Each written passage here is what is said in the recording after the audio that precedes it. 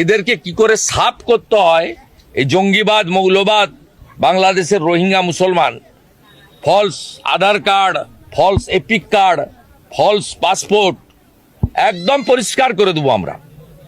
আমরা কমিটেড যোগী আদিত্যনাথজির মতো সুশাসন এবং সুরক্ষা, গুজরাটের মতো শিল্প আর কর্মসংস্থান আমরা দেব। বিজেপি রুল স্টেটে দেয়, এখানেও আমরা দেব।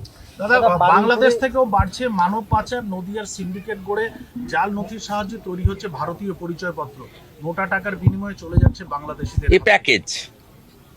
এই প্যাকেজে মানব পাচার, নারী পাচার, শিশু পাচার, গরু পাচার, মহিষ পাচার, ফেন্সিডিল পাচার, ড্রাগ পাচার, চিনির বস্তা পাচার, দ্য প্যাকেজ।